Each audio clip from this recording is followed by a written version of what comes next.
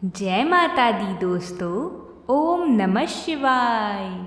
आप सभी का बहुत बहुत स्वागत है। आज भाद्र मास के कृष्ण पक्ष की पिठोरी अमावस्या है। इस अमावस्या के दिन आटा गूंथकर माँ दुर्गा सहित 64 देवियों की आटे से मूर्ति बनाकर पूजा जाता है। महिलाएं इस दिन व्रत रखकर पूजा करती हैं। आज के दिन आटे से बनी देवियों की पूजा होने के कारण ही यह दिन पिठोरी अमावस्या के नाम से जाना जाता है।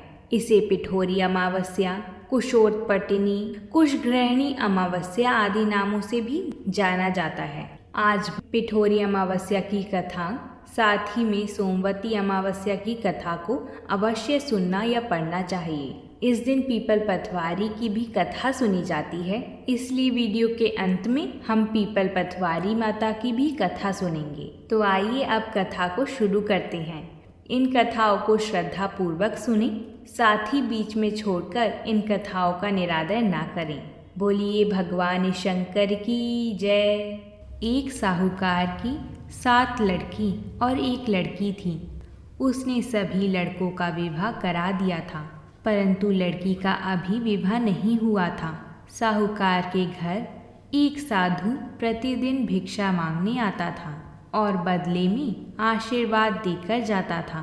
वह साधु जो आशीर्वाद बहुओं को देता था और जो आशीर्वाद वह साहूकार की बेटी को देता था, उन दोनों में अंतर होता था।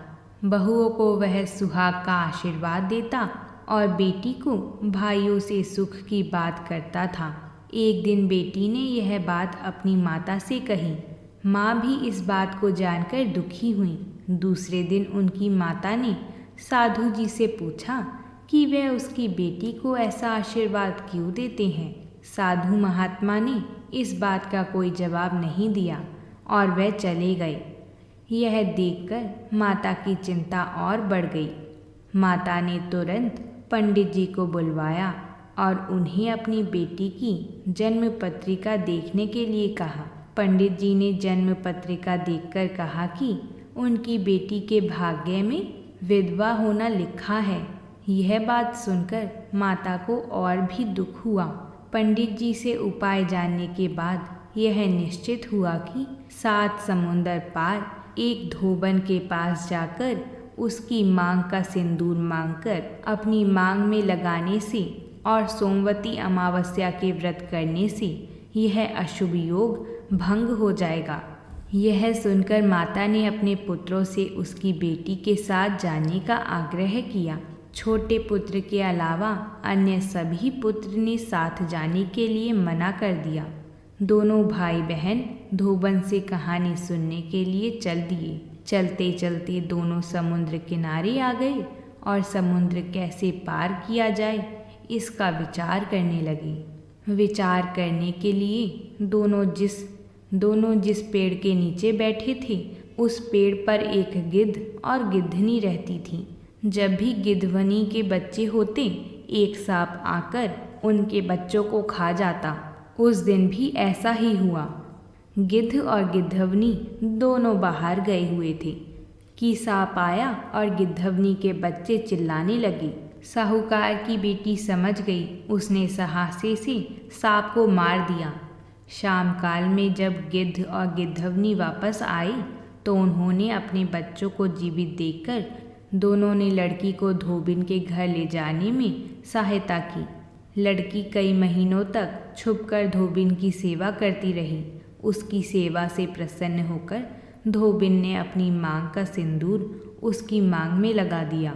उसके बाद वह निर्जल ही अपने घर की ओर चल दी। रास्ते में पीपल के पेड़ की परिक्रमा की और उसके बाद जल ग्रहण किया। पीपल के पेड़ का पूजन करने और सोमवती अमावस्या का व्रत करने से उसे अखंड सौभाग्य की प्राप्ति हुई। बोलिए माता पार्वती जी की जय। बोलिए भगवान शंकर की जय। अब सुनेंगी पिठोरी अमावस्या की व्रत कथा को। बहुत समय पहले एक परिवार में 7 भाई थे।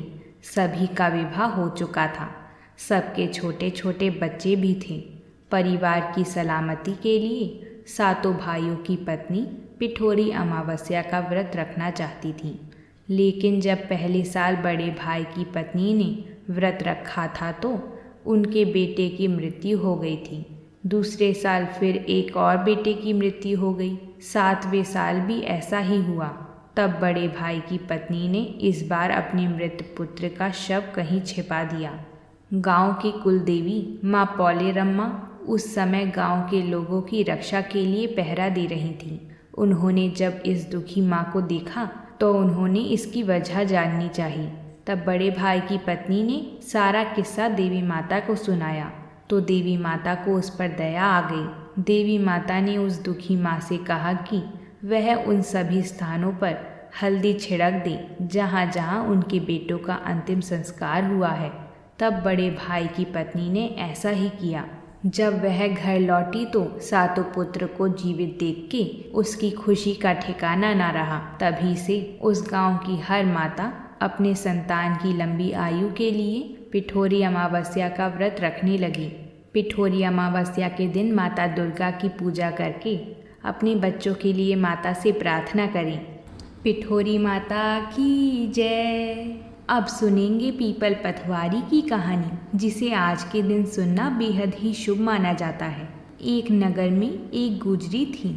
उसने अपनी बहू से कहा कि तू दूध दही बेचा। तो वह दूध दही बेचने गई। कार्तिक का महीना था। वहाँ पर सब औरतें पीपल सींचने आती थीं। तो वह भी बैठ गई और औरतों से पूछने लगी कि तुम क्या कर रही हो। तो औरतें बोली कि हम तो पीपल की पथवारी सींच रही हैं। तो उसने पूछा इससे क्या होता है। औरतों ने जवाब दिया कि इसके करने से अन्न धन मिलता है, वर्षों का बिछड़ा हुआ पति मिलता है। उस गुजरी ने कहा कि तुम तो पानी सींच रही हो, मैं दूध दही को सींचूंगी। उसकी सास रोज कहती कि तू दूध दही बेचकर पैसे ला कर दे। तो उसने कहा जब कार्तिक का महीना पूरा हो जाएगा तब ला के दे दूंगी।